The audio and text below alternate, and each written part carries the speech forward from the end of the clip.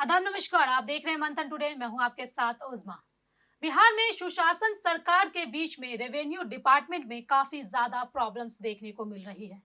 इसका समाधान क्या है? मंत्री और अंचल अधिकारी संघ जो है वो आमने सामने आ गए हैं। क्यों आए हैं, किस लिए आए हैं, इन्हीं तमाम मुद्दों पर आज हम चर्चा करेंगे। चर्चा करने के लिए हमारे साथ हैं हमारे सहयोगी मनोज नारायण सिंह जी। बहुत बहुत स्वागत है सर आपका। नमस्कार। हाँ, सबसे पहला सवाल मेरा ये है कि राजस्व विभाग के जो मंत्री हैं और अंचल अधिकारी संघ जो है वो आमने सामने क्यों आ गए हैं? राजस्व विभाग, अगर कहा जाए बिहार में कोई भ्रष्ट डिपार्टमेंट है तो उसमें राजस्व विभाग जो है उसमें शामिल है। ग्राउंड पे चले जाइए, दाखिल खारिज करना हो, अगर कोई खाता खेसरा नंबर लेना हो, जमीन संबंधी कोई भी मामला हो, बिना पैसा का कोई काम अंचल में नहीं होता है। और पिछले माने कुछ वर्ष पहले से भी अंचल कार्यालय है वो पूरा दलाल के गिरफ्त में था। नीतीश कुमार कुछ दिन पहले बोले थे ना, 3-4 साल पहले बोले थे कि अंचल को पूरा दलाल से फ्री करिए आप लोग। हड़कंप पे मचा था, लेकिन फिर वही ढाके तीन पात। इसके पहले जो है दिलीप जायसवाल थे, अभी सर्वे का काम चल रहा है ना, दिलीप जायसवाल मंत्री बने थे। कुछ जो है वो सफाई करने का प्रयास किए, लेकिन फिर बाद में वो भी शांत पड़ गए। अब विजय सिन्हा आए हुए हैं। अब ये जो है संवाद करना शुरू कर दिए ऑन स्पॉट, नायक फिल्म के स्टाइल में। ऑन स्पॉट डिसीजन, सस्पेंड करो। तो इसको ये जो है अब अंचलाधिकारी लोगों को, राजस्व कर्मियों लोगों को अच्छा नहीं लग रहा है। अब इन लोगों की जो है मान प्रतिष्ठा पे आ गई है। अब इन लोगों का कहना है कि इस तरह से हमको जो है सार्वजनिक स्थल पे इस तरह से मेरे साथ माने इस शब्द का इस्तेमाल नहीं किया जाए। नीतीश कुमार को इन लोगों ने पत्र लिखा है। हालांकि सीएम ऑफिस से जो है, चाहे नीतीश कुमार की तरफ से अभी मामला सामने नहीं आया है, लेकिन नीतीश कुमार को इन लोगों ने लेटर दिया है। अब मामला यहां पर यही है। विजय सिन्हा कह रहे हैं कि भ्रष्टाचार नहीं चलेगा, पब्लिक का काम फ्री में करो तो क्या और समय पर करो। भ्रष्टाचार है? अरे कह रहे हैं ना कि अंचल में कोई भी काम हो, अरे दाखिल खारिज जो है, दाखिल खारिज अगर कराने जाइएगा सबका रेट फिक्स है। कोई अगर सर्टिफिकेट बनवाने जा रहे हैं उस सब का रेट फिक्स है, साइन करने का रेट फिक्स है, सबका रेट फिक्स है। इतना जो है करप्शन भरा पड़ा है और पब्लिक को, जाहिर सी बात है कि पब्लिक को जो है प्रॉब्लम होती है। और जिस तरह से विधानसभा चुनाव हुआ था उसमें जो है विपक्षी पार्टियां सब यहां पर भ्रष्टाचार को मुद्दा बना ली थी। ये तो संजोग कहिए कि 10,000 स्कीम आ गया कि सरकार बन गई, नहीं तो भ्रष्टाचार के मुद्दे पे नीतीश कुमार साफ हो गए रहते, एनडीए साफ हो गई रहती। लेकिन इतना भ्रष्टाचार है कि पब्लिक परेशान है, तबाह है। विजय सिन्हा अगर कह रहे हैं कि भाई आप लोग पब्लिक का काम करिए, घूसखोरी मत करिए, पैसा मत लीजिए, तय समय सीमा पर जो है काम करिए, कोई खराब तो कह नहीं रहे हैं। अब देखिए यहां पर यह बात है कि जितना रजिस्टर्ड रिकॉर्ड सब है, वो रिकॉर्ड चाहे अंचल में हो या फिर जिला जो कलेक्ट्रेट है वहां पर जो अभिलेखागार है, रिकॉर्ड रूम है, वहां दोनों का लिंक जुड़ा हुआ है और दोनों में भ्रष्टाचार है। और एक तरह से कहा जाए कि आप देखिए, मगर अगर जमाबंदी पंजी देखिएगा तो जमाबंदी पंजी में अगर कोई किसी जमीन का म्यूटेशन अगर हो जाता है ना, तो उसमें उसको चढ़ाना होता है। ये कर्मचारी का काम होता है, चढ़ाना होता है कि फलाना समय में फलाना डीड नंबर से इतना जमीन जो है माइनस हुआ, अब इस आदमी के पास में इतना जमीन बचा। वो सब कुछ नहीं करता है, सब खाता कचरा कुछ नहीं लिखता है सब। तो इतना जो है जमाबंदी पंजी और रिकॉर्ड में इतना जो है सब त्रुटियां है कि आम पब्लिक को परेशानी हो रही है। ये तो एक अलग मामला है।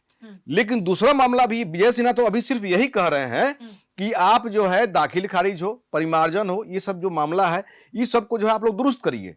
अभी देखिए परिमार्जन का मामला, यहाँ जमाबंदी पंजी के लिए जो है बिहार सरकार ने जो है कॉन्ट्रैक्ट दे दिया 5 करोड़ का, और कॉन्ट्रैक्ट पर जो है इतना जो है त्रुटियां हुई है। यहाँ पर अगर ये देखा जाए परिमार्जन वाला, तो अंचल से लेकर के और सचिवालय तक ये करप्शन आपको दिख जाएगा। अच्छा, तो ना विजय कुमार सिन्हा की बातें जो है ना, जो अधिकारी हैं उनको हजम क्यों नहीं हो रहा? क्योंकि विजय कुमार सिन्हा जो है वो तो सही बात बोल रहे हैं, वो तो भ्रष्टाचार मुक्त बनाने की बात कर रहे हैं, तो उन लोगों को हजम क्यों नहीं हो रही है ये बातें? अरे भाई इतना ना जो है, मैंने एक देहात में कहावत है ना, लौत लूत बाई मरले पर जाई। तो इन लोगों को आदत लगा हुआ है, बिना पैसा का कुछ काम नहीं होगा और नहीं करेंगे। अब अमीन सबका नया बहाली हुआ है, ये लोग जाता है लोग ऑन स्पॉट जो है अमानती करने, तो इन लोगों को तो आइडिया है नहीं। वो अमीन लोगों के भी बहाली में बहुत भ्रष्टाचार है अमीन सब जो है ठीक ठाक सब नापी नहीं कर रहा है, कहीं भी जा रहा है सब झगड़ा लगा दे रहा है। अमानत के लिए जो है पैसा पेमेंट किया जाता है सरकार को जी। उसके बाद जो है अमीन डिप्यूट होता है और अमीन जाता है तो कहता है कि हमको 2,000 रुपए दीजिए, हमको 3,000 रुपए दीजिए। अगर पैसा नहीं दीजिएगा तो आपका जमीन कहीं और फंसा देगा। तो ये सब करप्शन चल रहा है। विजय सिन्हा अगर कह रहे हैं कि आप लोग ईमानदारी से काम करिए तो गलत तो नहीं कह रहे हैं। अच्छा, तो आखिर इसका जड़ कहाँ है और इसका समाधान कैसे निकलेगा? इसका जड़ है कि अब देखिए भ्रष्टाचार ऐसा है और विजय सिन्हा को किस तरह से इन लोगों ने एक तरह से का चैलेंज दे दिया है कि एक तरफ जहां पर सस्पेंड लोगों को कर रहे हैं और नालंदा में कि कहीं आसपास में एक कर्मचारी 1 लाख रुपया घूस लेते हुए पकड़ा है, विजिलेंस ने पकड़ा था एक राजस्व कर्मचारी को। एक कर्मचारी सबका संपत्ति अगर जांच कर दिया जाए ना तो वो जो है किसी सेक्रेटरी लोगों से कम नहीं होगा। तो इसका जड़ जो है बहुत पुराना है, इतना जो है कैंसर है ये, इसको छोटा मोटा बीमारी नहीं कहेंगे, पनप रहा है ये नहीं, अरे कैंसर हो गया है, हो चुका है। हाँ, अब देखिएगा रजिस्टर में तो जितना कर्मचारी सबको जो जिम्मेवारी मिलता था काम करने का, सब जमाबंदी पंजी पर सब लिखने का, वो सब लिखता नहीं लिखता था इसलिए कि जमाबंदी पंजी 1 में जो है वो सब चुरा के सब रखता था, उसमें से देख करके बताता था और जमाबंदी पंजी नंबर 2 को जो है सब उलट फेर करके रखता था, ठीक ना। कहीं कहीं तो कागज सब फाड़ के सब फेंक देता था पैसा लेकर के। तो जरूरत है इसको खुजवाने का, जड़ यहां पर है, उसको दिखवाया जाए, अंचलाधिकारी को डिप्यूट किया जाए या फिर अलग से किसी कर्मचारी को डिप्यूट किया जाए कि प्रत्येक पंचायत में, प्रत्येक गांव में जो जमाबंदी पंजी है जिसको मेंटेन नहीं किया गया है और जो कर्मचारी अभी तक जिंदा है उस कर्मचारी से उसका खामियाजा भुगता जाए, वसूल किया जाए। क्योंकि जो भी पंचायत कर्मी होंगे वो तो पेंशनधारी होंगे, तो उनके पेंशन से, उनकी संपत्ति से रिकवर सरकार करे। अब जब रिकवर करना सरकार शुरू कर देगी तब जाके इन लोगों का आदत सुधरेगा। मनोज जी, एक आखिरी सवाल हम आपसे लेना चाहेंगे कि अंचल अधिकारी का जो है कहना है ये है कि उन लोगों के ऊपर काम का बर्डन बहुत ज्यादा है।